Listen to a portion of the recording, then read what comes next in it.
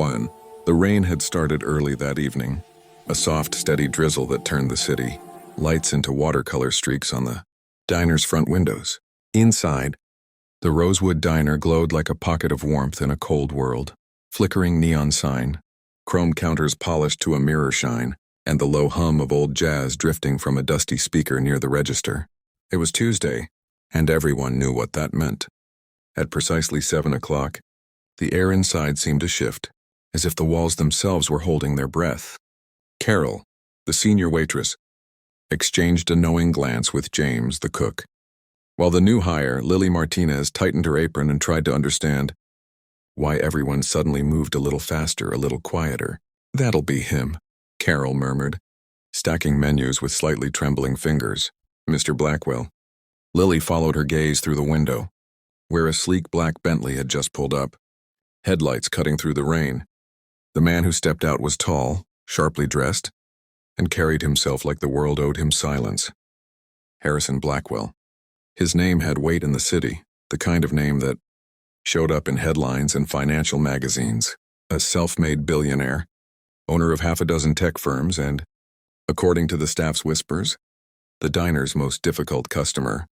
He entered without a word, the doorbell chiming softly as raindrops clung to his coat. No greetings, no smile, just a glance toward his usual table by the window, the same seat he'd occupied every Tuesday for the last 2 years. He sat down, placed his phone on the table, and stared out at the rain. Lily had heard plenty of warnings during orientation.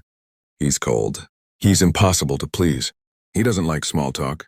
But none of that prepared her for the quiet gravity that filled the room the moment he arrived.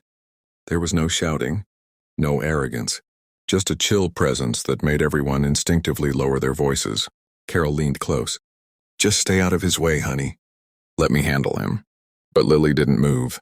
Something about him, his stillness, the way his eyes seemed fixed on something far beyond the window, caught her attention. He didn't look cruel, she thought. Just tired, like someone who'd been holding up the world for too long. She picked up her notepad. "I'll take this one." Carol's eyes widened. "You sure?" Lily nodded. "It's just another table." She approached quietly, careful not to startle him. "Good evening, sir. Welcome back to Rosewood. Would you like to start with coffee?" Harrison looked up, his gaze sharp but controlled. For a heartbeat, neither spoke. Then he nodded once. "Black, no sugar." His voice was smooth, low, deliberate, almost soothing. But it carried the kind of distance that built walls instead of bridges. Lily returned with his coffee moments later, setting it down gently. "Would you like to see the menu, or will it be your usual order?" He raised an eyebrow. "You're new." "Yes, sir. Started this week." "Then how do you know I have a usual order?" "I listen," she replied softly. And Carol mentioned the salmon. For the first time, the corner of his mouth lifted just slightly. Not quite a smile, but close. Observant. "It helps in this line of work," she said, matching his calm tone. "Would you like it the same as always?" He hesitated. "Medium rare. With vegetables, not steamed to death this time." "I'll let James know," Lily said with an assuring nod. Then added, "And don't worry. He takes pride in his work." She left him then, moving gracefully through the tables.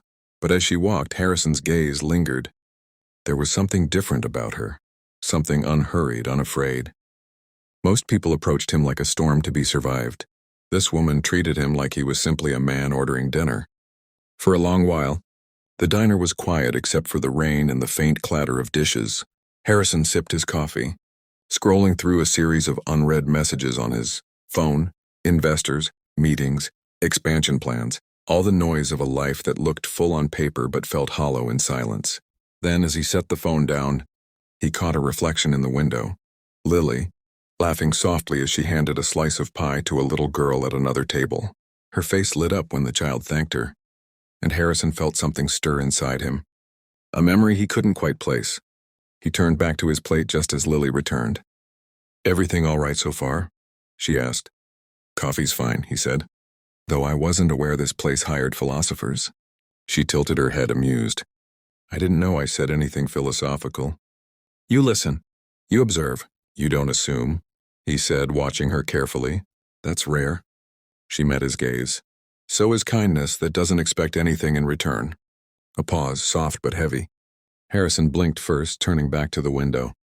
You should check on your other tables. I will, she said quietly. But if you ever need a refill, just raise your hand. I'll be right there. When she left, Harrison found himself staring at the coffee cup, wondering why that brief exchange unsettled him more than $1 million negotiation. In the kitchen, Carol shook her head. That girl's got nerves of steel, she muttered. James, plating the salmon, smiled faintly, or a heart that's seen worse. By the time Lily returned with Harrison's meal, the rain had deepened into a steady rhythm. The diner was nearly empty, just a few regulars finishing late dinners. She set the plate before him, her hand steady. Medium rare, seasoned with rosemary and lemon. James said to tell you he took special care. Harrison glanced at the dish. He's improving. He's consistent, she corrected gently. Sometimes that's more valuable. Again that flicker in his eyes, like a man both curious and uncomfortable with being understood. You talk too much for a waitress, and you listen too little for a man with so much to lose, she replied before she could stop herself. The words hung between them. Then unexpectedly Harrison laughed, not loudly but enough that Lily caught the faint warmth hidden beneath his exterior. Touché, he said softly. Later that night, as Harrison paid his bill and slipped into the rain, Lily noticed he left more than the usual tip. A crisp $50 bill neatly folded under his cup. No note, no words, just the faintest sign that something inside him had shifted. When she looked outside, his car was still parked under the streetlight. He sat there for a while, staring at the rain-slicked glass, his expression unreadable. Then finally the Bentley pulled away. In her small apartment that night, Lily tucked her daughter Sophia into bed and whispered, "Be kind, even when people don't deserve it. Sometimes that's how they learn to be kind again." She didn't know that somewhere across the city, a man who'd forgotten what kindness felt like was remembering it for the first time in years, and that the next Tuesday, everything between them would begin to change.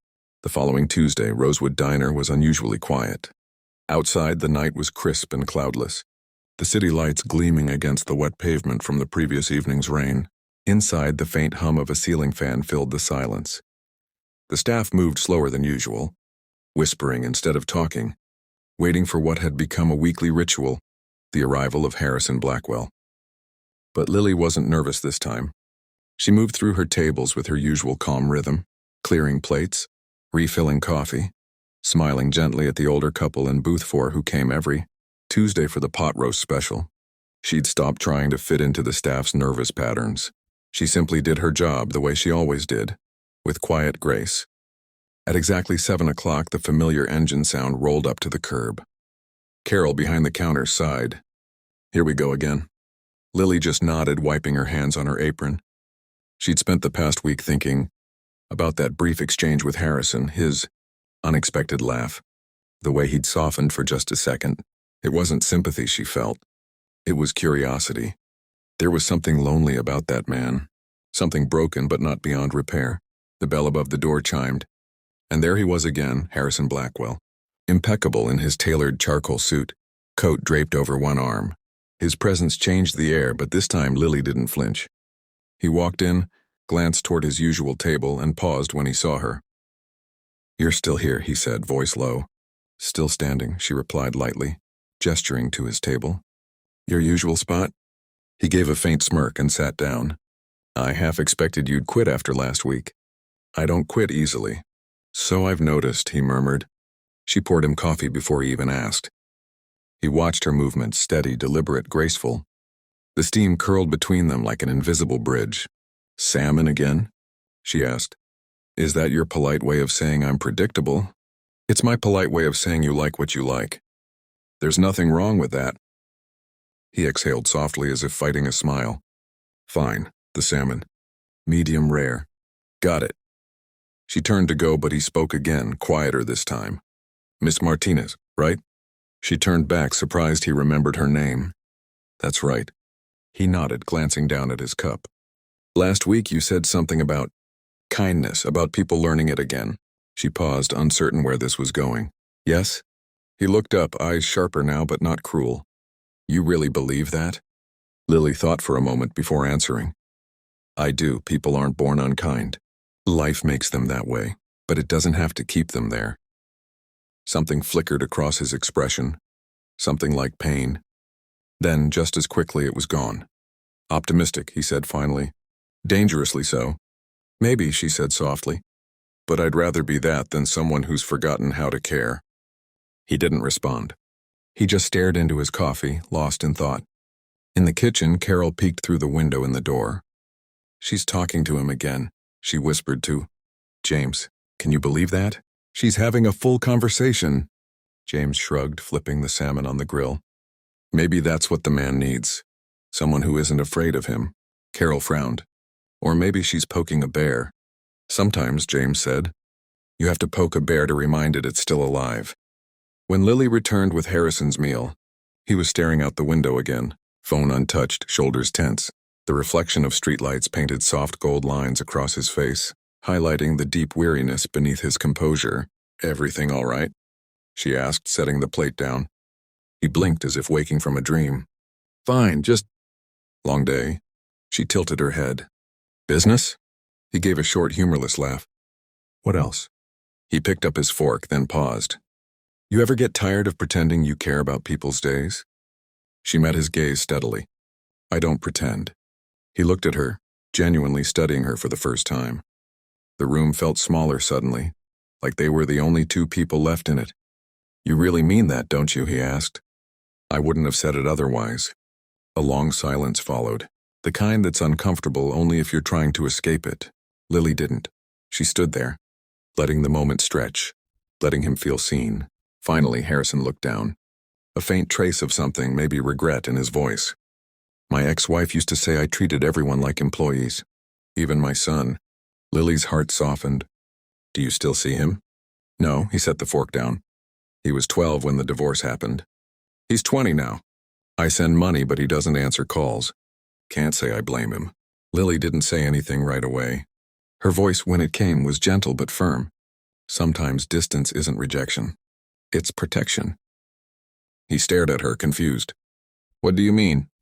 People build walls, she said softly, to keep from getting hurt again. But sometimes those same walls keep out the people trying to love them. For the first time since she'd met him, Harrison's mask cracked. Just slightly, but enough. He looked away, pretending to focus on his meal. You think you know me, Miss Martinez? No, she said simply. I don't, but I know pain when I see it. That silence again, not empty, just fragile. Later, when Lily went to clear the table, she noticed his coffee cup was empty again. He looked up as she reached for it. You're different from the others, he said suddenly. How so? You don't treat me like a monster. Maybe because I don't see one. That startled him. His eyes lifted sharply as if testing whether she meant it. She did. He leaned back, exhaling. You should. I've earned the title. Maybe, she said, gathering the dishes. But monsters don't come back to the same diner every week just to sit alone. He had no reply for that. She turned to leave, and his voice, softer now, stopped her. Why do you care, Miss Martinez? You don't even know me. She hesitated, then smiled sadly. Because someone once cared about me when I didn't think I deserved it. It saved my life. And then she was gone. That night, Harrison didn't go straight home. Instead, he drove aimlessly through the city, the skyline blurring through his windshield. He passed luxury hotels, glass towers, crowded bars, but none of it felt real. He ended up parked outside a quiet park staring at the swings. One of them moved slightly in the wind. A memory rose, his son Christopher, laughing as he pushed him higher. The sound of small sneakers scraping gravel. He hadn't thought about that moment in years. He sat there until the streetlights dimmed, wondering when success had started to feel so much like grief. Back in her small apartment, Lily sat by the window with a cup of tea, the city humming faintly below. Sophia had fallen asleep, clutching her teddy bear. Lily thought about the man from the diner, the sharp edges, the haunted eyes, the sadness hiding behind arrogance. She whispered to herself, no one's past saving. Not if they still feel something. Outside, a siren wailed somewhere far away. The world kept spinning, but something had shifted in both their lives. Something quiet and invisible, like the first crack in a frozen lake before the thaw. The following morning, Harrison sat in his office, a corner suite overlooking downtown. His assistant handed him a folder full of contracts. He signed each one mechanically, barely glancing at the numbers. His phone buzzed, messages from investors, reminders of power and pressure. But in the space between emails, he found himself hearing her voice. People build walls to protect themselves. He set the pen down, frustrated. Why couldn't he stop thinking about her, about the way she'd looked at him, not with fear or pity, but with understanding? He stared out the window at the endless skyline and whispered to himself, "You don't know me, Miss Martinez, but you see me anyway." For the first time in years, the thought didn't make him angry. It made him feel human, and that terrified him. Because for a man who had built an empire on control, nothing was more dangerous than beginning to feel again. The morning sun touched the glass of the Rosewood diner like a whisper. The storm had passed, but the ground still carried the scent of rain, soft, earthy, and new. Inside, Lily wiped down the counter, humming quietly, lost in the rhythm of another beginning. The bell above the door chimed. Her hand froze mid-air. Harrison walked in. The same tailored coat, but this time no umbrella, no storm, just him and that unreadable calm. He looked around as if searching for something invisible before his eyes found her. "Good morning," she said, her voice softer than she expected. He nodded, taking his usual seat by the window. The same table that had become his quiet refuge. Lily poured his coffee before he asked. No words needed. When she set the cup down, their fingers brushed. A fleeting second, but it lingered like warmth after cold rain. "Do you always come here after storms?" she asked, smiling gently. His lips curved slightly, not quite a smile, not yet. "Maybe. I like places that don't pretend to be perfect." She tilted her head. "And are you one of those places?" He looked up, eyes sharp but tired. "I used to be. Now I'm just quiet." For a moment, neither spoke. The diner filled with the low hum of an old jazz song on the radio, a sound that seemed to settle between them. Over the next few mornings, he returned. Sometimes early before sunrise, sometimes just before closing. Lily stopped wondering why. She simply started waiting. He'd sit in silence, reading a newspaper or tracing his finger along the rim of the coffee cup. Occasionally, he'd talk about books or music, or the taste of burnt toast reminding him of childhood winters. One morning, she found herself asking, "Do you ever miss the noise?" He looked out the window where the street shimmered with light. "Every day," he said. "But peace. Peace is louder when you've lived in chaos." His words settled into her like sunlight through glass. Gentle, warm, and quietly healing. By the third week, she noticed the smallest changes. He started smiling more, sometimes barely, sometimes like he forgot he knew how. He began asking about her life, her dream of painting, her love for autumn skies, the old dog she once had. And each time, she'd catch him watching her like she was the first real thing he'd seen in years. "Why do you look at me like that?" she asked once, half shy, half curious. "Because," he said simply, "you remind me what being human feels like." One night near closing, rain began again, a soft drizzle this time. Lily was wiping the tables when he spoke from his seat. "I used to believe love was weakness," he said quietly, "that it slows you down, makes you dependent. But maybe I was wrong." Lily looked up, unsure how to answer. He continued, eyes distant but voice low and honest. "When my wife left, I thought I'd built my world too high for anyone to reach. I thought silence would keep me safe." She stepped closer, heart aching for the man behind those words. "And did it?" "No," he said. "It just made the echoes louder." Her eyes softened. "Maybe echoes are meant to remind us we're still capable of hearing." For the first time, he smiled fully. It wasn't the polished charm of a billionaire. It was a real, quiet human smile. That night as he left, she followed him to the door. The street shimmered under lamplight, rain whispering on the pavement. "Good night, Harrison," she said. He paused. "Good night, Lily."